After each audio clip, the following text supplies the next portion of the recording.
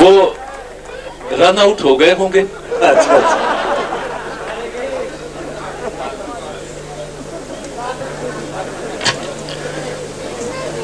میرے محترم جی جی بھائی. جیسے طارق عزیز صاحب نے پوچھا کہ بچپن میں آپ کو کیسے ایکٹنگ کا شوق ہوا، ایسے میں ابھی ایک سوال پوچھنا چاہتا ہوں. جیسے میں آپ سے متاثر ہوں یا مجھ سے پہلے لوگ آپ سے متاثر تھے یا میرے آنے والے بعد کے جو لوگ آپ سے متاثر ہوں گے، تو سر آپ کا بھی تو کوئی آئیڈیل ہوگا. اس بارے میں پلیز آپ ہمیں کچھ بتائیے گا. سر ایک بات اور، میرے ایک ہمارے فلم انڈسٹری میں ایک بڑے سینئر کیمرہ مین ہیں. He told me that you are impressed from a Swedish actress. Her name is Ingrid Bergman. Now she is died. So it is right? یس. کا جو بالکل ہی کندہ نہ تراش ہو تو اس کا کوئی ماڈل تو تھا نہیں. لیکن میں نے اب میں آپ کو ایک راز کی بات بتاؤں. یہ پچھاور ہے اس لیے بول دیتا ہوں کیونکہ گھر کے لوگ ہیں بیٹھے ہوئے. میں نے پھر پکچر دیکھنے شروع کیا اور جو پکچر جیسے ہفتے میں بمبئی میں 15-12 فلم ہاؤسز ہیں انگریزی فلم بناتے ہیں، اس میں جو اچھا فلم ہوتا تھا تو اس کو میں 3:30 6:30 9:30 پھر دوسرے دن 3:30 6:30 9:30 تیسرے دن پھر 3:30 6:30 9:30 اس طرح سے مسلسل 20 بار 15 بار. ایک فلم میں نے انگرڈ برگمن کا کہ 21 شو دیکھے تھے For Whom the Bell Tolls کہ یہ لوگ کیا کرتے ہیں جو ہم لوگ کر نہیں سکتے. اور پہلی بار تو آدمی کہانی میں کھو جاتا ہے، دوسری تیسری بار چوتھی بار and you begin to see and study the techniques. تو اس میں بہت متاثر ہوا پال میونی سے، جیمز اسٹیورٹ، گیری کوپا اور انگرڈ برگمن. یہ آرٹسٹ انہوں سب نے مجھے بڑا متاثر کیا.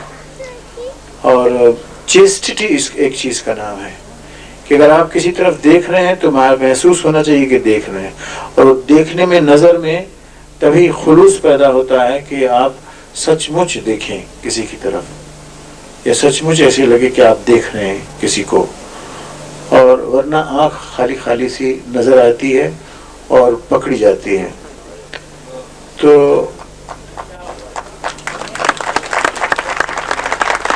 لوگ شاید اس کو ڈیفائن نہ کر سکیں لیکن اس کا اثر ضرور لیتے ہیں کہ اس کی نظر میں وہ کہتے ہیں کہ نگاہ وہ کہ جو پیوست دل میں ہو جائے، نگاہ وہ کہ جو پیوست دل میں ہو جائے، جو چوٹ کھا کے پلٹ آئے وہ نگاہ نہیں. وہ دوشے نظر کی منزل مقصود مہر و ماہ نہیں، نظر کی منزل مقصود مہر و ماہ نہیں، یہ جلوہ گاہ کے پردے ہیں جلوہ گاہ نہیں. اور نگاہ وہ کہ جو پیوست دل میں ہو جائے، جو چوٹ کھا کے پلٹ آئے وہ نگاہ نہیں. نظر جو ہے میرے خیال سے بہت ہی اہم اس کا کام ہے اداکاری میں. اور میں نے ان آرٹسٹوں میں دیکھا، خاص طور سے انگرڈ برگمن میں، پال میونی میں. اور پال میونی کی سوانح حیات میں آپ پڑھیں گے تو وہ دیکھیں گے کہ کانسنٹریشن، نظر کا کانسنٹریشن، پھر اس سے کیسے انسان کے اندر ایک وہ تحریک سی پیدا ہوتی ہے. آپ کا سوال اسی سے کچھ متعلق تھا نا؟ ہاں جی. تو یہ ہے کہ کوئی ٹیکنیک نہیں، کچھ نہیں، بس ایسے دیکھ کر جو ماڈل تھے میرے، وہ یہ 3-4 آرٹسٹ میرے ماڈل تھے جو الگ الگ کام کرتے تھے. James Stewart was a great actor. He was a very great actor. کبھی کوئی لوگ اگر دیکھنا چاہیں تو ہاروے ایک پکچر ہے, اس کا کیسٹ دیکھ لیجئے گا. ایک خیالی دوست اس کا جو 6 فٹ کا ایک ریبٹ اس کو کہتے ہیں, 6 فٹ کا ایک جانور جو کہ پکچر میں کبھی نہیں آتا ہے, اور اس نے پوری فلم میں invisible rabbit is the friend of James Stewart, اور جیمز اسٹیورٹ اس انویزیبل ریبٹ کے ساتھ اس طرح کام کرتا ہے جیسے کہ وہ واقعی کوئی حقیقت رکھتا ہے. اس سے کہتا ہے کہ تم بیٹھ جاؤ نا, کیوں کھڑے ہو, خواہ کر تم اچھا ادھر تھوڑا سا ہٹ جاؤ, بیٹھ جاؤ, میرے ساتھ چلو, دروازہ خود بخود کھل جائے گا, چلا جائے گا. اور آخر میں اس قدر انہوں نے اس کو ڈیولپ کیا ایموشنلی کہ وہ ریبٹ ایک جگہ پر آ کے انسان کی صفاکی, اس کی بے مروتی اور اس کی بد لحاظی اور اس کی یعنی خود غرضی سے تنگ آ جاتا ہے, اور وہ ہاروے سے کہتا ہے کہ یا تم چلو میرے ساتھ, نکل چلو, ہم یہاں سے چلے جاتے ہیں, ہم اس معاشرے میں نہیں رہیں گے. اور آخر میں یہ ہوتا ہے کہ ہاروے جیمز وہاں سے جا نہیں سکتا, اور ہاروے یہ فیصلہ کر لیتا ہے کہ میں چلا جاؤں گا. اور وہ ایک جانور, دیٹ ریبٹ, ٹال ریبٹ, جو کہ دکھتا بھی نہیں ہے, نہ پکچر میں ہے, اس سے یہ منت کرتا ہے کہ تم مت جاؤ, تمہارے بغیر میں کیسے رہوں گا, میں تمہارے بغیر کس سے بات کروں گا, میرا ہمراز کوئی نہیں ہوگا, میرا ہمدرد کوئی نہیں ہوگا, تم جاؤ مت. اچھا میں اپنا طرز زندگی بدل دوں گا, لیکن نہیں, بہت دیر نہیں ہوئی ہے, نہیں بہت دیر نہیں ہوئی ہے, تم مت جاؤ. اور انسان رو پڑتا ہے, پھر وہ کھڑا ہو کے وہ اس ریبٹ کو یعنی گڈ بائی کرتا ہے. اور کوئی ایکٹر جس کو بھی شوق ہے اداکاری کا, for him this kind of a film is a textbook. It's a textbook how you work with an absolutely invisible object and you move people to tears. رلا دیتے ہیں آپ اس کو, لوگوں کو. اور میں رویا ہوں, میں نے وہ فلم کوئی 9 بار دیکھا. اور لندن میں جب وہ بڑھاپے کے عالم میں تھے, ان کی عمر 67 تھی, تو at the Royal Command performance he was requested to perform, and James Stewart came. میں اس سے 1 ہفتہ پہلے لندن چلا گیا تھا کہ میں اس کے ڈریس ریہرسل دیکھوں گا کہ وہ کس طرح ریہرس کرتا ہے اور کس طرح سے وہ ادا کرے گا اس فلم کو سٹیج پر. اور یہی ہوا کہ سٹیج کے لوگ سناٹے میں رہ گئے. It was a performance which was attended by the Queen, اور جب پرفارمنس ختم ہوا اور وہ اس کو خدا حافظ کہہ رہا ہے, تو the Queen stood up, she was crying, وہ بھی رو رہی تھی, میری آنکھوں میں بھی آنسو تھے, اور سب لوگ تھے. اور وہ there were 9 curtain calls, 9 دفعہ curtain آیا, 9 دفعہ. So let's give a hand to James Stewart.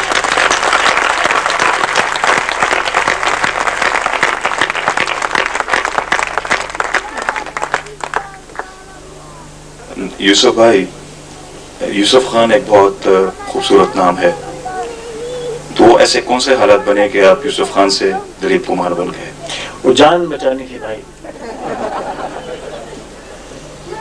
ہاں, اختصار میں کیپسول آنسر, کیونکہ سب لوگ میرے خیال سے بھوک لگی ہوگی آپ کو میرے خیال. اچھا, تو ابا بہت اس بات کے خلاف تھے. مجھے معلوم تھا کہ جس دن ان کو یہ علم ہوا کہ یہ یوسف خان میرا بیٹا ہے, میرے فلم میں ہے, میں مجبوراً چلا گیا تھا. میں نے کہا تھا آپ سے کہ کام کرنے کی بڑی ضرورت تھی, روپے کمانے کی ضرورت تھی, اور مجھے نہیں معلوم تھا مجھے اتنے پیسے دے دیں گے وہ لوگ, کیونکہ راج کپور مجھ سے سینئر تھے. وہ اس کمپنی میں اس کو 145 روپے ملتے تھے, مجھ کو انہوں نے 1000 روپیہ آفر جب کیا, اور 200 روپے محمد عرف کے لیے 1200 روپے, تو میں سن کے چلا تو گیا. گھر میں جا کے میں سوچنے لگا یہ 1200 روپے مہینے کے نہیں ہوں گے, شاید سال بھر کے ہوں گے. تو میں پھر گیا نہیں اسٹوڈیو.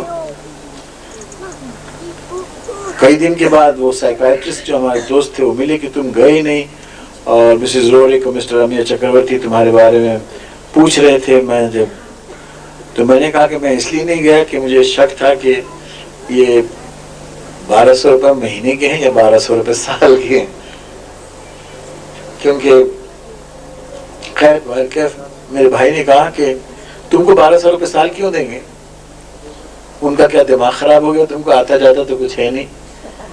मैंने भी ये सोचा कि भाई ठीक ही कह रहा, आता जाता कुछ है नहीं, 1200 रुपये साल क्यों देंगे। तो उन्होंने जो कहा कि नहीं नहीं वो तो 1200 रुपये महीना थे, फिर उन्होंने कॉन्ट्रैक्ट कर दिया। और मैं फिर भी मैंने समझा महीने के आखिर में देखे तो सिर्फ मिलता क्या है, उसी हिसाब से 1200 रुपये मिल गए। कुछ इनकम टैक्स के पैसे कुछ कटे होंगे, शायद 150 रुपये। तो जब नाम की बारी आई तो मैंने कहा कोई सा नाम दे दीजिए, यूसुफ खान मत रखिएगा मेरा नाम, क्योंकि यूसुफ खान जहां आया वो राज जो है वो भरम जल्दी ही फूट जाएगा, और जो जूते बाद में पड़ने हैं वो वक्त से पहले पड़ जाएंगे, तो उससे बचना था। किसी ने कहा कि इनका नाम जहांगीर खान रखिए, और किसी ने कहा कि इनका नाम दिलीप कुमार रखिए।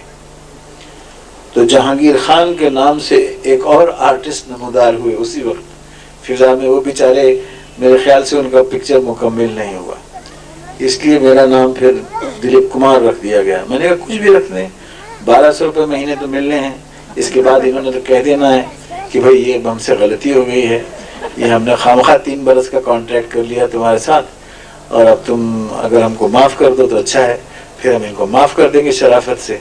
लेकिन वो नौबत नहीं आई।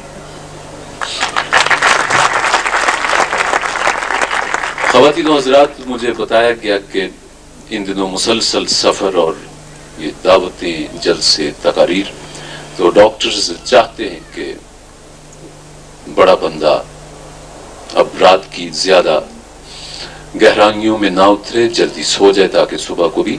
सरकार आपसे एक आखिरी सवाल है, उसके बाद जैसा मिजाज जार में आए, आपकी ज़िंदगी में बहुत से चेहरे सामने आए, कोई ऐसा फिल्मी जिंदगी में कोई ऐसा बंदा सामने आया कि जिसको देखकर आपके दिल से बेख्तियार गालिब का ये मिसरा निकला हो कि दिल में ऐसे के जा करे कोई। बैठे आपके सामने